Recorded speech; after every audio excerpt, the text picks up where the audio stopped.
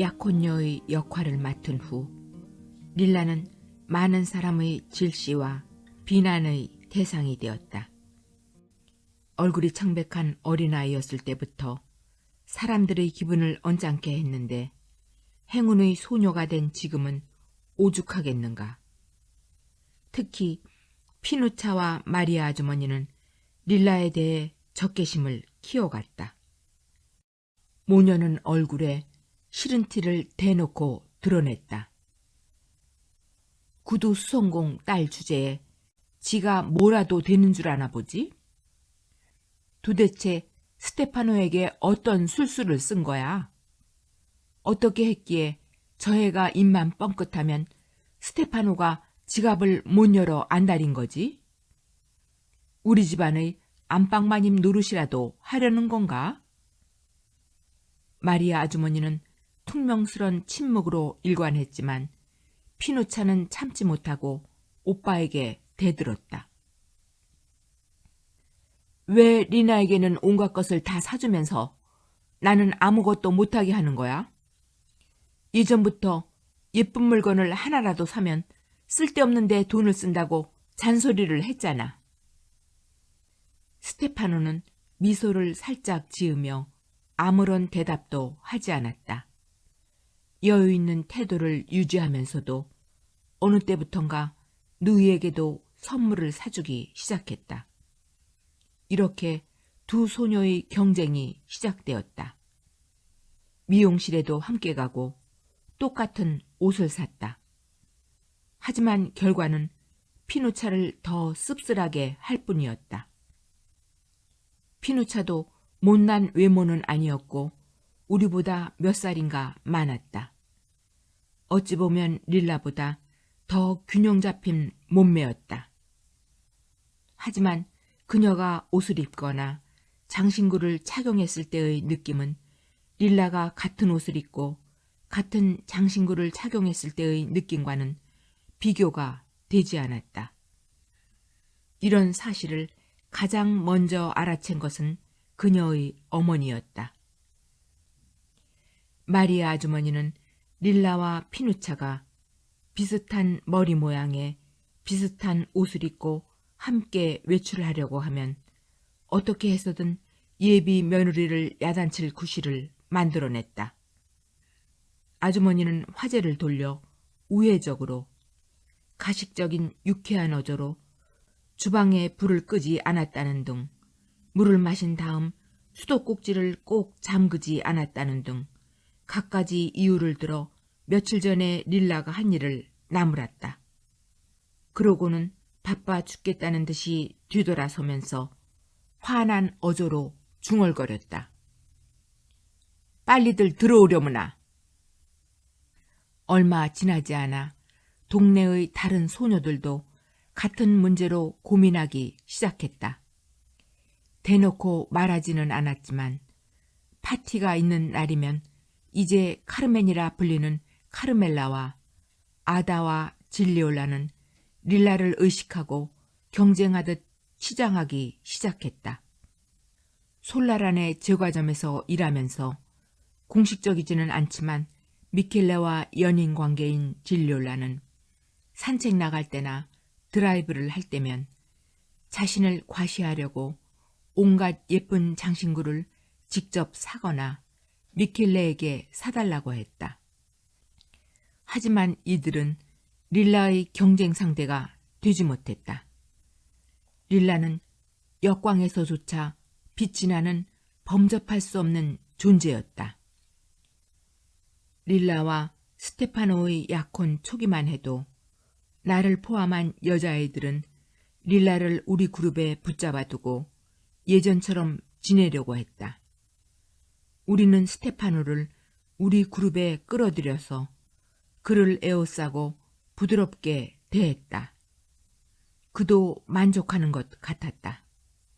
실제로 어느 토요일 안토니오와 아다에 대한 호감에 이끌려 릴라에게 말했다. 레누차와 아다와 안토니오에게 내일 우리와 함께 저녁을 먹겠느냐고 물어봐줘. 여기에서 우리란 자신들을 포함한 피누차와 리노를 뜻한다.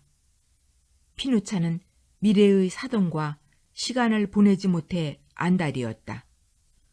우리는 그들의 초대에 응하기는 했지만 생각보다 일이 복잡했다. 아다는 망신을 당할까봐 질리올라에게 옷을 빌려야 했다. 스테파노와 리노는 평범한 피자집 대신 산타 루치아에 있는 레스토랑을 선택했다. 나나 안토니오나 아다는 상류층 사람들이 가는 레스토랑에 가본 적이 없었기 때문에 걱정이 태산이었다. 무슨 옷을 입고 돈은 얼마나 준비해야 하지? 스테파노 일행이 자르디네타를 타고 출발한 데 비해 우리는 버스를 타고 플레비시토 광장에 도착한 다음부터는 걸어가야 했다. 레스토랑에 도착하자 그들은 자연스럽게 이것저것 많은 음식을 주문했지만 우리는 영수증에 감당할 수 없는 금액이 찍혀 나올까봐 거의 주문을 하지 않았다. 리노와 스테파노가 자기들끼리 돈 이야기만 하면서 안토니오마저 대화에 끼워주지 않았기 때문에 우리는 식사 내내 거의 한마디도 하지 않았다. 아다는 소외감에 기죽지 않고 저녁 내내 과도한 추파를 보내면서 스테파노의 관심을 받으려 했다. 아다의 이런 행동은 오빠 안토니오를 불편하게 했다. 돈을 내야 하는 순간 식료품점 주인이 이미 계산을 끝냈다는 사실을 알게 되었다. 리노는 이를 당연하게 여겼다. 안토니오는 스테파노와 리노와 동갑인데 그들과 똑같이 직업이 있는 자신을 거린처럼 취급했다며 화를 냈다. 하지만 그날 가장 기억에 남는 일은 나와 아다가 평소에 우리끼리만 있을 때와 달리 다른 사람들과 함께 있게 되자 각자 다른 심리적인 이유 때문에 릴라와 어떤 대화를 나누고 그녀를 어떻게 대해야 할지 갈피를 못 잡았다는 사실이다. 세련되게 화장을 하고 예쁜 옷을 차려입은 릴라는 자르디네타나 빨간 오픈카, 산타 루치아의 레스토랑과 잘 어울렸다. 이제 그녀의 외모는 우리와 함께 지하철을 타거나 버스로 이동하거나 걸어다니거나 가리발디가에서 피자를 사 먹거나 교구 극장에 가거나 질리올라네 집에 춤추러 가기에는 어색해 보였다. 그날 저녁 릴라의 지위가 바뀌었음이 확실해졌다. 시간이 갈수록 릴라는 패션 잡지 모델이나 텔레비전에 나오는 소녀들, 과거 키아이아 가에 산책을 나갔을 때 본 처녀들을 닮은 아가씨가 되고 있었다. 빛나는 광채를 내뿜는 그녀의 모습은 우리 동네의 빈곤을 정면으로 강타하는 것 같았다. 스테파노와의 약혼 계획을 짤 때만 해도 아직 어린 소녀의 흔적이 남아있던 육체는 이제 어둠 속에 완전히 자취를 감추었다. 밝은 태양 아래 젊은 여인의 모습이 드러났다. 일요일에 약혼자와 함께 외출하면 누가 봐도 커플처럼 보였다. 스테파노는 수많은 선물 공세로 동네 모든 사람에게 릴라는 지금도 아름답지만 이보다 더 아름다워질 수 있다는 사실을 과시하려는 것 같았다. 릴라는 끊임없이 샘솟는 자신의 아름다움에 도취되었다. 머리 모양, 새 옷, 새로운 눈화장과 립스틱만으로도 과거의 한계를 넘어서 아름다움의 영역을 확장시켰다. 아무리 훌륭한 그림도 그녀의 아름다움을 규격화하여 담아낼 수 없다는 사실을 느끼고 과시하고 싶어 했다. 스테파노는 릴라를 미래의 부와 권력의 상징으로 삼고자 했고, 그녀는 그가 자신에게 채우는 족쇄를 어린 시절부터 힘겹게 맞서고 이겨낸 모든 것에서 자신을 포함한 오빠와 부모님과 다른 친척들을 보호하는 수단으로 이용하고 있었다. 그때까지만 해도 정월 초하룻 날 밤 그녀가 겪은 스스로 경계의 해체라고 이름 붙인 끔찍한 경험에 대해서는 몰랐지만 부서진 냄비 이야기는 알고 있었다. 나는 내 마음속 깊은 곳에 각인되어 있던 그 이야기를 곰곰이 되씹어보곤 했다. 어느 날 밤 이스키아 섬에 있을 때 릴라가 보낸 편지를 마음먹고 다시 읽어보았다. 그녀가 자신에 대한 이야기를 써내려가는 방식은 너무나 매혹적이었다. 그 편지를 받은 것이 너무나 오래전 일인 것처럼 느껴졌다. 그런 언어로 편지를 보낸 릴라는 이제 존재하지 않는다는 사실을 나는 받아들여야 했다. 편지에는 아직도 푸른 요정을 썼고 혼자서 라틴어와 그리스어를 공부하고 페라로 선생님의 도서관에 있는 책의 절반은 읽어치우고 구두방에 액자로 걸어놓은 신발 그림을 그렸던 소녀의 흔적이 남아있었다. 하지만 지금의 일상 속에서는 그때의 릴라가 보이지도 느껴지지도 않았다. 예민하고 공격적인 릴라 체를로의 형상이 망가져버린 것 같았다. 우리는 여전히 같은 동네에 살고 함께 유년기를 보냈고 함께 15살이 된 해를 보내고 있지만 갑작스럽게 전혀 다른 길을 걷게 되었다. 나는 시간이 지날수록 가게에 큰 희생을 무릅쓰고 중고시장에서 구하거나 올리베로 선생님이 마련해준 냄새나는 너덜너덜한 책을 구부정한 자세로 읽는 단정치 못하고 꾀죄죄한 안경잡이 소녀로 변해가고 있었다. 이에 비해 릴라는 무대의 여주인공처럼 머리를 빗어넘기고 영화배우나 공주 같은 옷을 입고 스테파노의 팔짱을 끼고 거리를 활보했다. 나는 창문에서 릴라를 바라보면서 과거의 그녀 모습이 망가져 버렸다는 것을 느꼈다. 그녀가 편지에 쓴 아름다운 문장들과 금이 가고 구겨진 구리 냄비를 생각했다. 그녀와 나의 내면에서 파열음이 날 때마다 항상 그 이미지를 떠올렸다. 나는 그 어떤 형태의 틀도 릴라를 담을 수 없다는 것을 알고 있었기에 머지않아 그녀가 모든 것을 또다시 파괴할 것이라는 것을 확신했다. 아니, 릴라가 그렇게 하길 바랐다. 산타 루치아에서 보낸 그다지 유쾌하지 않았던 저녁 식사 이후 그런 식의 만남은 다시 반복되지 않았다. 릴라와 스테파노가 우리를 초대하지 않아서가 아니라 우리가 이런저런 핑계로 그들의 초대를 거절했기 때문이다. 학교 과제물 때문에 심신이 지치지 않을 때면 옛 친구들과 함께 피자를 먹으러 가거나 질리올란의 집으로 춤추러 갔다. 나는 되도록 안토니오가 온다는 확신이 있을 때만 외출했다. 그는 얼마 전부터 나를 헌신적으로 대했고 신중하고 세심한 태도로 내게 호의를 보였다. 물론 그의 피부는 언제나 번들거리고 검은 점으로 뒤덮여 있는 데다 푸르스름한 치아는 모양이 삐뚤빼뚤했다.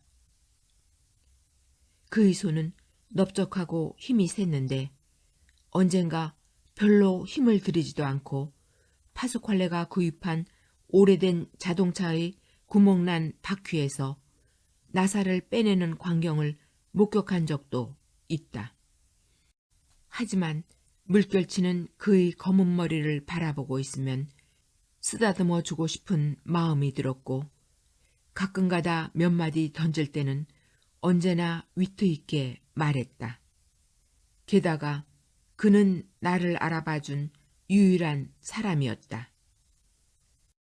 엔초는 거의 모습을 나타내지 않았다. 그의 생활에 대해서는 알려진 바가 거의 없었고 가끔 우리와 함께 할 때면 특유의 무심하고 느릿느릿한 태도로 하지만 과하지 않은 선을 유지하며 카르멜라에게 관심을 보였다. 파스칼레는 릴라에게 거부당한 이후부터 여자아이들에 대해서는 관심을 잃은 것 같았다. 아다는 평소에 우리 패거리를 꼴도 보기 싫어했다. 하지만 유독 파스칼레에게만은 지치지 않고 끊임없이 관심을 표현했다. 파스칼레는 그런 아다조차도 별로 신경 쓰지 않았다. 물론 그런 식으로 친구들과 만나는 밤이면 이런저런 이야기 끝에 화제는 언제나 릴라에게로 넘어갔다. 아무도 그녀의 이름을 입에 올리고 싶어 하지 않았다. 남자아이들은 스테파노의 자리에 자신이 있기를 원했기에 모두 약간은 속이 상한 상태였다. 그 중에서도 가장 불행한 사람은 파스칼레였다. 솔라라 집안과의 묵은 감정만 없었다면 공식적으로 마르첼로 편에 서서 체를로 집안을 적대시 했을 것이다. 릴라와 스테파노가 같이 있는 모습을 멀리서 보기만 해도 사랑의 고통이 내면 깊이 침투해 다른 모든 기쁨을 앗아가 버렸다. 하지만 그는 본성이 따뜻하고 올곧은 청년이었기에 자신의 감정을 자제하고 올바른 편에 서도록 언제나 노력했다. 어느 날 마르첼로와 미켈레 형제가 리노와 마주쳐 손가락 하나 건드리지는 않았지만 그에게 험한 욕설을 퍼부었을 때도 파스칼레는 철저히 리노 편을 들어주었다. 한 번은 마르첼로와 미켈레 형제의 아버지 실비오 솔라라가 제 단장을 마친 페르난도 아저씨의 구두방을 찾아가 딸아이를 제대로 가르치지 못했다고 차분한 목소리로 책망한 적이 있었다. 실비오 솔라라는 주변을 돌아보며 페르난도 아저씨가 신발을 만들어봤자 신발을 판매할 구두가게를 구하지 못할 것이라고 했다. 주변에 널브러진 풀, 끈, 송진, 나무 모형, 밑창이며 굽다의 물건들에 불이 붙으면 모든 것이 잿더미가 되는 것은 순식간일 것이라고 위협적인 한마디를 덧붙였다. 이때 파스칼레는 체를로 구두방에 화재가 나면 자신의 패거리를 이끌고 가서 솔라라 주점과 제과점에 불을 질러 버리겠다고 으름장을 놓았다. 이런 그도 유독 릴라에 대해서는 비판적이었다. 그는 매일 저녁 마르첼로가 그녀의 환심을 사기 위해 찾아왔을 때 그를 집안에 들이느니 차라리 어디론가 도망쳤어야 했다고 했다. 돈으로 자신을 사려는 사람과 함께 텔레비전을 보고 있을 일이 아니라 그따위 물건은 망치로 부숴버려야 했다고 했다. 스테파노 같은 멍청한 위선자를 진심으로 사랑하기에 릴라는 너무나 똑똑한 아이라고도 했다. 파스칼레의 비판에 가만히 있지 않고 반박하는 사람은 나밖에 없었다.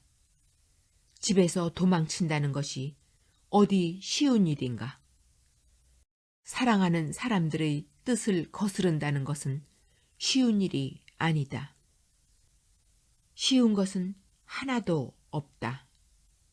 릴라에게 화를 내지 말고 파스퀄레의 친구인 리노에게 화를 내라. 마르첼로와 릴라를 그런 관계로 몰고 간 것은 리노가 아니던가. 만약 릴라가 알아서 상황을 정리하지 못했다면 마르첼로와 결혼했어야 할 것이다. 나는 이런 식으로 파스퀄레의 말에 반박했다. 나는 스테파노를 칭찬하며 어린 시절부터 릴라를 알아오고 그녀를 좋아했던 모든 남자 중에서 유일하게 그녀를 지지해주고 도와줄 용기를 가진 사람은 스테파노밖에 없다고 했다. 그러면 기분 나쁜 침묵이 감돌았고 나는 듣는 이들을 경탄하게 하는 이런 어조와 표현으로 내 친구에 대한 모든 비판을 반박해냈다는 사실이 뿌듯했다. 그러던 어느 날 심각한 싸움이 벌어졌다. 50리라만 내면 마르게리따 피자에 맥주까지 한 잔 마실 수 있는 레티필로에 있는 피자집에 함께 피자를 먹으러 갔는데 이날은 엔초도 함께 있었다. 그때는 여자아이들이 먼저 릴라에 대해 이야기하기 시작했다. 누군가가 아마 아다였던 것 같다.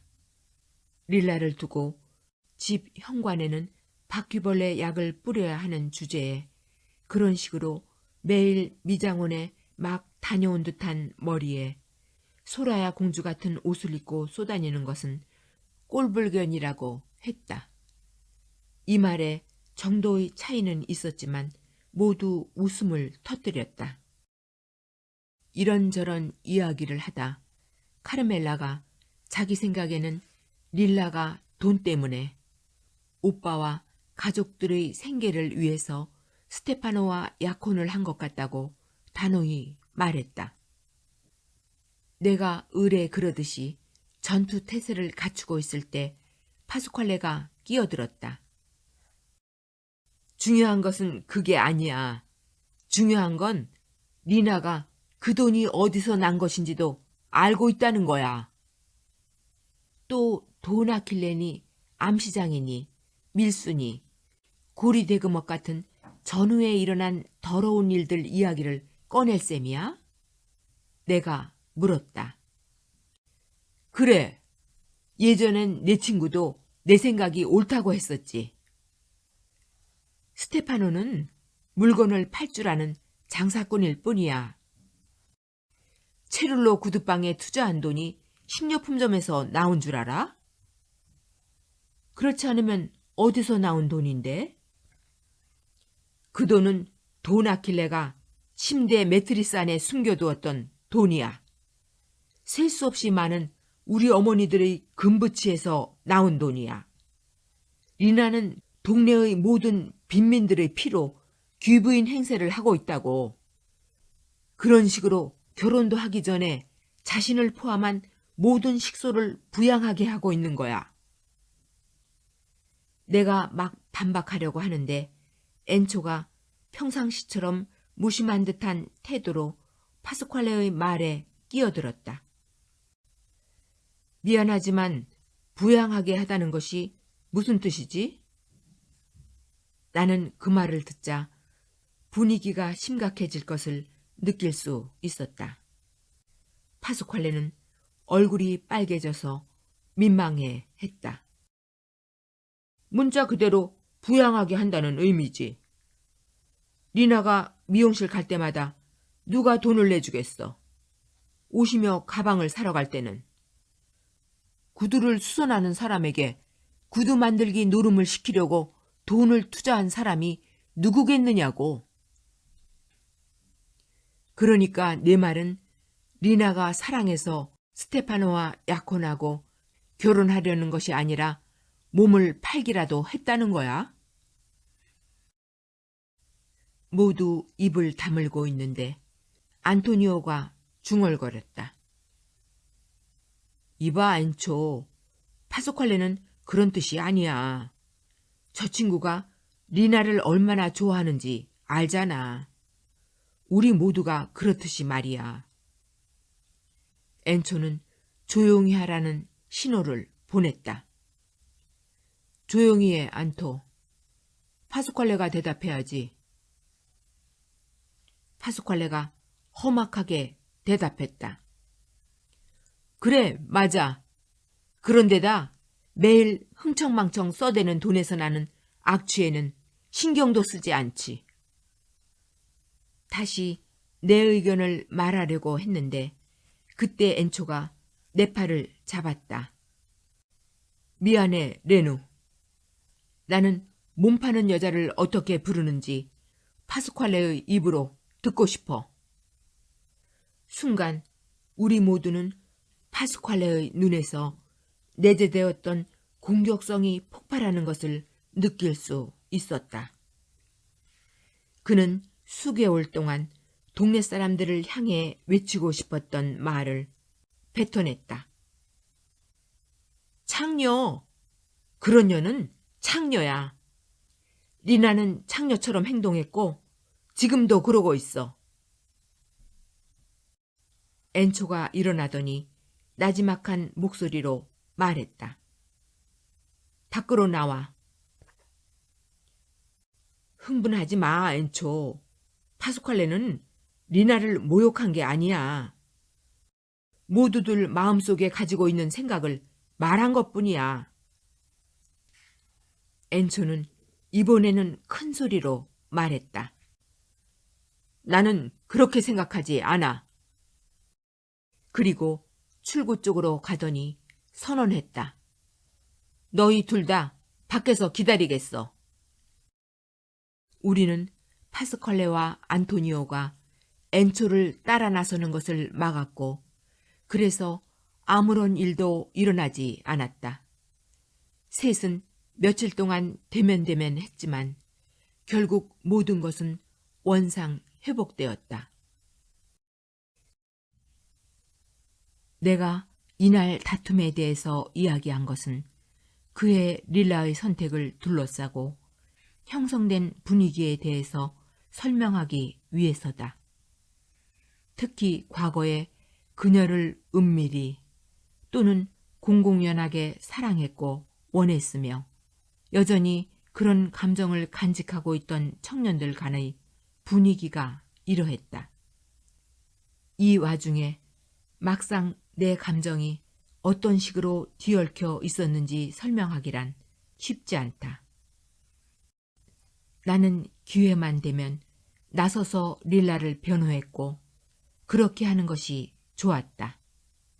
어려운 공부를 하는 사람으로서 권위 있게 말하는 것도 좋았다. 다른 한편으로는 그녀를 변호하고 싶은 마음만큼이나 릴라가 실은 어떻게 스테파노의 모든 움직임을 뒤쫓았는지 알리고 싶었다. 어떻게 그녀가 내 협조를 받아 마치 수학 문제라도 되는 것처럼 모든 사건을 단계별로 계획해 현재의 결과를 이루어냈는지에 대해서 약간의 과장을 보태 모두에게 들려주고 싶었다.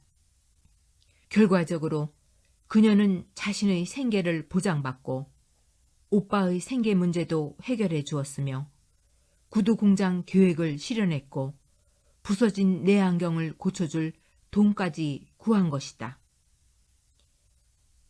페르난도 아저씨의 옛 구두방을 지나가며 나는 대리만족 비슷한 성취감을 느꼈다. 릴라가 성공했다는 것은 분명한 사실이었다. 그때까지 간판 하나 없었던 구두방이었는데 이제 오래된 문 위에 체룰로라고 쓰여진 간판이 걸려 있었다. 페르난도 아저씨와 리노와 견습생 3명은 아침부터 늦은 밤까지 의자에 구부정하게 앉아 가죽을 붙이고 바느질을 하고 망치질을 하고 광을 냈다. 부자가 종종 다툼을 벌인다는 것은 널리 알려진 사실이었다.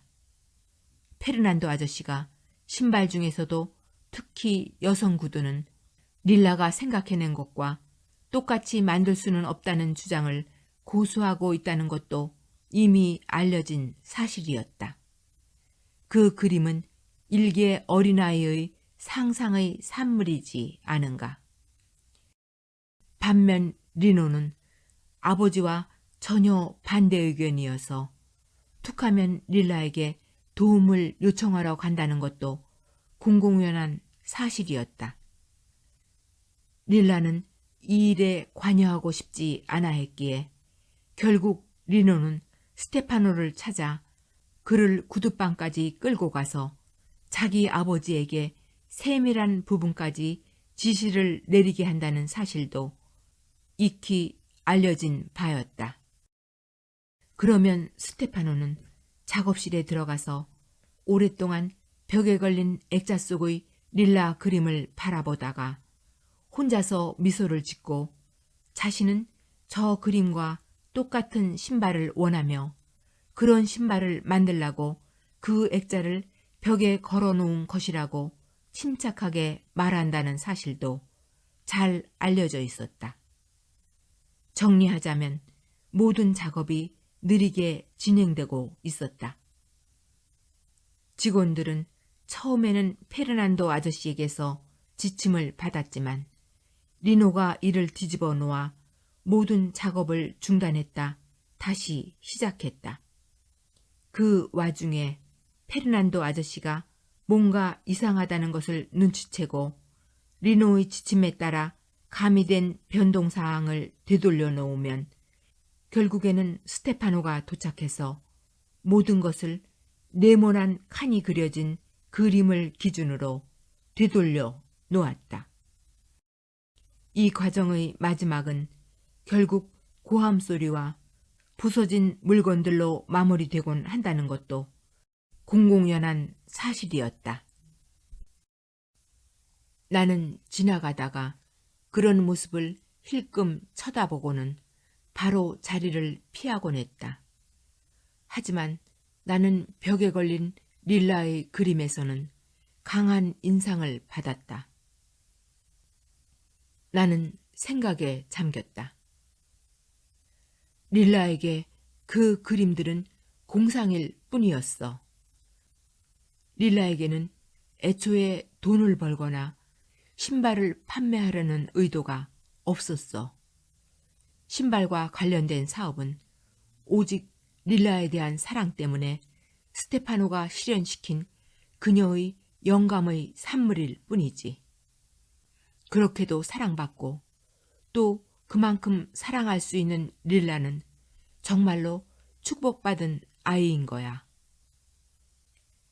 존재 자체로 흠모의 대상이 될 뿐 아니라 자신이 생각해낸 것으로도 흠모의 대상이 될 수 있는 그녀가 부러워. 오빠가 원하는 것을 오빠에게 주고 모든 위기에서 벗어났으니 이제 분명 또 다른 무엇인가를 생각해내겠지. 그렇기 때문에 나는 릴라를 시야에서 놓치고 싶지 않아. 하지만 아무런 일도 일어나지 않았다. 릴라는 스테파노의 약혼녀 역할에 익숙해져 갔다. 내가 틈을 내서 그녀와 대화를 나눌 때도 지금의 상태에 만족하는 것 같았다. 결혼, 집, 아이들 외에는 아무것도 생각하지 않는 것처럼 보였다. 아니 어쩌면 그 외의 것은 생각조차 하고 싶지 않은 것 같았다. 나는 실망했다. 과거의 예리함은 사라지고 너무 유해지기만 한 것 같았다. 후에 질리올라의 말을 듣고서야 그녀에 대해서 험한 소문이 나돌고 있다는 사실을 알았다. 질리올라는 사투리로 릴라에 대한 적의를 드러내며 말했다. 지금이야 내 친구가 공주처럼 굴지. 그런데 마르첼로가 한참 그 집에 드나들 때 그 애가 마르첼로에게 입으로 그 짓거리를 해줬다는 사실을 스테파노도 알고 있니? 나는 입으로 하는 그 짓거리가 뭔지 몰랐다. 어릴 때부터 들어본 듯한 표현이지만 어감에는 일종의 경멸과 수치스러운 뉘앙스가 풍겼다. 거짓말이야. 마르첼로가 그렇게 얘기했어. 그는 거짓말쟁이야. 그래? 동생한테도 거짓말을 할까? 미켈레가 너한테 그래? 응. 나는 그 소문이 스테파노의 귀에 들어가지 않기를 기원했다. 학교에서 돌아올 때마다 좋지 않은 일이 일어나기 전에 릴라에게 알려야겠다고 마음먹었다. 하지만 릴라가 화를 낼까봐 두려웠고 또다시 칼을 꺼내들고 바로 마르첼로를 찾아갈까봐 두려웠다. 사실 릴라는 그렇게 태어나고 자라온 아이가 아니었던가. 그러다가 결국 마음을 다잡았다. 적어도 릴라가 상황에 대비할 수 있도록 내가 들은 말을 전해주는 것이 좋겠다고 생각했다. 놀랍게도 릴라는 모든 것을 알고 있었다. 그뿐만 아니라 입으로 하는 그 짓거리가 무엇인지 나보다 더 잘 알고 있었다. 자신은 그 역겨운 짓은 그 누구에게도 해줄 의향이 없는데 하물며 그 대상이 마르첼로라는 것이 말이 되느냐며 그 짓거리와 관련된 더욱 정확한 단어를 사용했을 때 나는 그 사실을 확인할 수 있었다. 스테파노도 그 소문을 이미 들었고 마르첼로가 체를론의 집에 드나들 때 둘이 어떤 관계였는지 물었다. 릴라는 그에게 화를 냈다고 했다. 미쳤어? 아무 관계도 아니었어. 스테파노는 다급히 자신은 그녀를 믿고 단 한 번도 의심해 본 적이 없으며 그런 질문을 한 것은 마르첼로가 그녀에 대한 지저분한 소문을 퍼뜨리고 다닌다는 것을 알려주기 위한 것이었다고 말했다. 릴라는 스테파노가 말은 그렇게 했지만 상상 속에서 벌어지는 끔찍한 광경에 정신을 빼앗긴 사람처럼 얼이 빠진 표정을 짓고 있었다고 했다. 릴라는 스테파노의 표정을 알아차리고 긴 시간 동안 대화를 나눴다. 릴라는 자신도 마르첼로에게 복수하고 싶은 충동을 느꼈다고 했다. 하지만 그게 무슨 소용이란 말인가. 이야기를 하고 또 한 결과 그들은 솔라라 집안 사람들이나 동네 사람들의 생각을 넘어서기로 했다. 넘어선다고? 내가 놀라워하며 물었다. 응, 무시하는 거야. 마르첼로도 그의 동생도 아버지도 조부도 모두를 말이야. 마치 존재하지 않는 것처럼 지내는 거지. 그렇게 해서 스테파노는 특별히 예비 신부의 명예를 지키려 하지 않고 평소처럼 일하며 지냈다. 릴라는 칼을 비롯한 다른 어떤 무기도 꺼내들지 않고 그의 약혼녀로서 생활을 계속했고 솔라라 형제는 여전히 음란한 소문을 퍼뜨리고 다녔다. 나는 어이없어하며 그녀와 헤어졌다. 그녀에게 무슨 일이 일어나고 있는 걸까? 이해할 수 없었다. 내겐 오히려 솔라라 형제의 행동이 정상처럼 느껴졌다. 그들의 행동은 어렸을 때부터 우리에게 익숙한 세계에 어울리는 것이었다. 릴라와 스테파노는 대체 무슨 생각을 하고 있고 어떤 세상에서 살고 있다고 생각하는 걸까? 그들의 행동은 학교에서 배우는 시에서나 내가 읽은 소설에서도 볼 수 없는 행동이었다. 나는 의아했다. 그런 참을 수 없는 모욕에도 반응하지 않다니. 릴라와 스테파노는 빈민가를 방문한 존 케네디와 제클린 케네디라도 된 것처럼 친절하고 정중하게 행동하고 있었다. 스테파노가 릴라의 어깨에 팔을 두르고 함께 산책하는 모습을 보고 있으면 오래된 규율의 적용을 받지 않는 것처럼 보였다. 그들은 함께 웃고 장난치고 껴안고 입을 맞췄다. 나는 그들이 저녁에 둘이서만 영화에 나오는 배우들처럼 옷을 차려입고 오픈카를 타고 쏜살같이 지나가는 모습을 종종 목격했다. 그럴 때면 나는 혼자 생각에 잠겼다. 저 애들은 감시하는 사람들도 없이 부모님과 오빠 리노의 허락을 받고 당당하게 나가서 어디서 무엇을 할까? 사람들이 뭐라고 하는지 아랑곳하지도 않고 말이야. 스테파노로 하여금 자신들이 흠모의 대상이자 동네 사람들의 입에 가장 많이 오르내리는 커플이 될 수 있게 행동하도록 설득한 것은 릴라일까? 그것이 릴라의 다음 계획이었나? 동네 안에 머무름과 동시에 동네를 벗어나려고 하는 것인가? 자신이 원하는 모습에 어울리게 하려고 모든 사람을 옛 모습에서 탈피시키려는 것인가?